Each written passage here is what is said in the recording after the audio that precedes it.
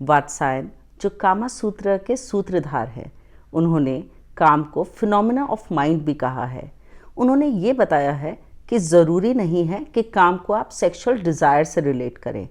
काम हमारी वो भावनाएं हैं जो बिना सेक्सुअल डिज़ायर्स के भी हो सकती हैं।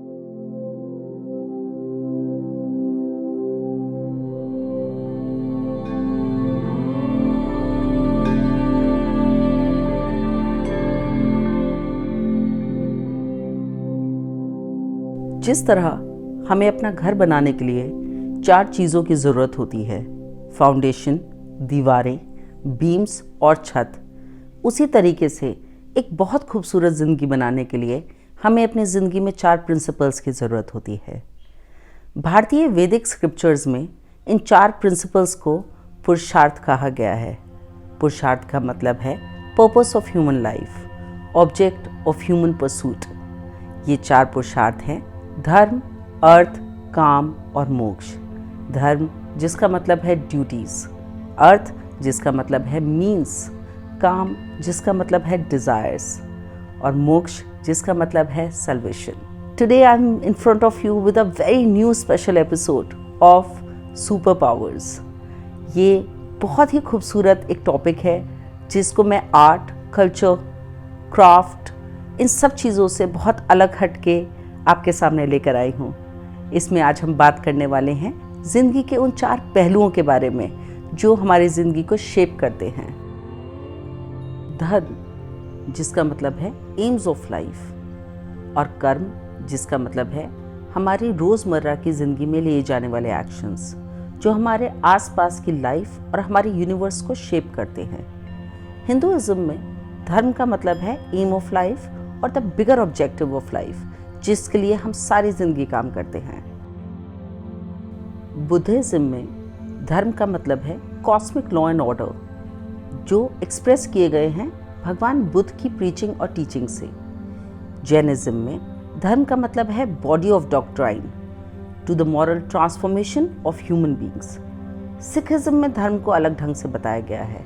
उसमें धर्म को बताया गया है ऐसी मॉरल ड्यूटीज़ और ऐसे ट्रांसफॉर्मेशन और ऐसे राइटर्स पाथ जो आप भगवान की सेवा में सारी ज़िंदगी एक्ट करते चले जाते हैं। 4 बहुत बड़े धर्म, चाहे वो हिंदुइज्म हो, चाहे बुद्धिज़्म हो, चाहे वो जैनिज्म हो या सिखिज्म हो, चारों ने धर्म को अपने अपने तरीके से बताया है। लेकिन मेरे ख्याल से उसका मकसद एक ही है कि आदमी अपने कर्म से ऊपर उठ के ऐसे ऑब्जेक्ट्स और ऐसे अपने एम्स लाइफ की डिफाइन करे जो उसको राइटर्स पाथ पे लेके जाए। हमारे शास्त्रों में अर्थ का एक बहुत ब्रॉडर कॉन्सेप्ट है।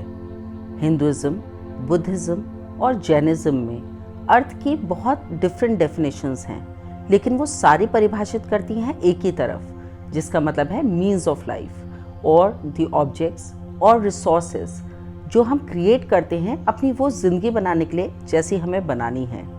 अर्थ का मतलब है हमारी फाइनेंशियल सिक्योरिटी, वो धन जो हम जमा करते हैं, हमारी वेल्थ, हमारी अर्निंग्स, हमारे करियर, हमारी फाइनेंशियल सिक्योरिटी और हमारे इकोनॉमिक परसूट्स। अर्थ बहुत ज़रूरी है जीवन को चलाने के लिए। जहाँ धर्म बताता है कि हमें जीवन किस उद्देश्य के लिए चलाना चाहिए, अर्थ बताता है कि उस उद्देश्य को पूरा करने के लिए हमें किस तरीके की संपत्ति की ज़रूरत पड़ेगी, किस तरह की वेल्थ की हमें ज़रूरत पड़ती है अपनी लाइफ में, अपनी लाइफ को डिफाइन करने के लिए। और अर्थ के बिना कोई देश नहीं चल सकता, कोई समाज नहीं चल सकता, हमारी जिंदगियां नहीं चल सकती। पुरुषार्थ का तीसरा पहलू है काम। काम वो भावना जो हमारे अंदर डिज़ायर्स क्रिएट करती है, चाहे वो पैशन हो, चाहे वो विश फुलफिलमेंट हो, चाहे वो ऐसी डिज़ायर हो जो हमको सेक्सुअली अराउज करती हो, चाहे वो ऐसी डिज़ायर्स हो जो हमें किसी खाने की तरफ अट्रैक्ट करती हो। ये सारी डिज़ायर्स हमारे कामुक भावों को बताती हैं। वात्सायन, जो कामा सूत्र के सूत्रधार हैं, उन्होंने काम को फिनोमेना ऑफ माइंड भी कहा है। उन्होंने ये बताया है कि ज़रूरी नहीं है कि काम को आप सेक्सुअल डिज़ायर से रिलेट करें। काम हमारी वो भावनाएं हैं जो बिना सेक्सुअल डिज़ायर्स के भी हो सकती हैं, चाहे वो किसी को प्यार करना हो, चाहे वो छोटी सी कोई खुशी पाना हो, कोई मटेरियल ऑब्जेक्ट को एक्वायर करना हो, चाहे वो कोई गाड़ी खरीदना हो, कोई वेल्थ क्रिएट करना हो। हर वो छोटी छोटी डिज़ायर जो हमारे आसपास एस्थेटिक्स को क्रिएट करती है, उसे काम के भाव से जोड़ा गया है। महाभारत की ही तरह कामसूत्र में काम को हमारे सेंशुअल प्लेजर्स के लिए मेन फोकल पॉइंट बताया गया है, चाहे वो हमारे हियरिंग हो, हमारी सीइंग हो, टच हो, स्मेल हो, हमारे सेंसरी एक्सपीरियंसेस को काम से जोड़ा गया है। अक्सर लोग काम की बात सुनते हैं या कामसूत्र से रिलेटेड सोचते हैं तो वो सेक्सुअल डिज़ायर्स की एक इमेज को अपने माइंड में क्रिएट करते हैं, पर हमारे स्क्रिप्चर्स में काम को एक बहुत ब्रॉडर कॉन्सेप्ट की तरह दिखाया गया है। Moksha is a state of peace, knowledge and bliss. In yoga, moksha is a state which is freedom, liberation and awakening. There is a concept that moksha can be attained only at the end of life. लेकिन एक दूसरे तरीके का notion भी है जो बताता है that at the state of enlightenment one can attain moksha. Moksha is getting free from the concept of rebirth. जीवन की सारी इच्छाओं से छूट जाने को मोक्ष कहते हैं। मोक्ष is something which you cannot desire, because once you have desires, you cannot have moksha. You cannot ask for moksha. You cannot dream of moksha. You get it. You get it when you are in a state of meditativeness, when you are in a state of non-existence, when you are in yourself and you are still with the Supreme, when you are free from every kind of a notion of this life. It is something which comes from the practice of everyday deeds. Moksha has a place right at the top of other three concepts of Purusharth. Through our spiritual endeavors, one can attain moksha. जैसे हमने शुरू में बताया था कि 4 पुरुषार्थ हैं, जिसमें धर्म, अर्थ और काम पहले 3 पुरुषार्थ हैं, वहाँ मोक्ष को उच्च श्रेणी में रखा गया है। मोक्ष एक ऐसी अवस्था है जो आपको हमेशा सुप्रीम कनेक्शंस के साथ बिल्ड करती है। मोक्ष एक ऐसी स्टेट है जहाँ आप अपने डिविनिटी पावर्स को यूज़ करके एक सुप्रीम लॉर्ड के साथ कनेक्ट कर सकते हैं। Moksha is something which is the ultimate reality of this life. If dharma is the foundation of palace of life, moksha is its pinnacle. जैसे कि एक कमज़ोर नींव का घर, चाहे वो कितना भी खूबसूरत हो, वो अट्रैक्टिव हो सकता है लेकिन सिक्योर नहीं हो सकता। वैसे ही हमारी ज़िंदगी में चाहे अर्थ और काम कितने ही ज़्यादा कंप्लीट हों, लेकिन अगर हमारे धर्म, हमारे प्रिंसिपल्स स्ट्रॉन्ग नहीं हैं और सिक्योर नहीं हैं, मजबूत नहीं हैं, तो हमारी लाइफ की डायरेक्शंस बहुत वेग हो सकती हैं। धर्म, अर्थ और काम अपने उन्हीं प्रिंसिपल्स पे चलता है जिन प्रिंसिपल्स के साथ वो जोड़ा गया है, तो मोक्ष attainment is not a problem.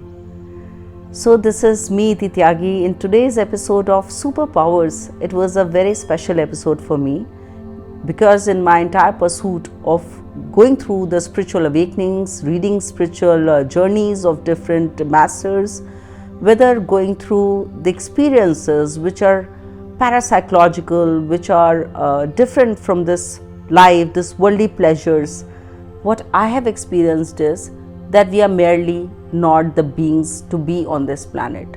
We are the beings who are connected to the Lord, who are connected to the universe in a much different manner.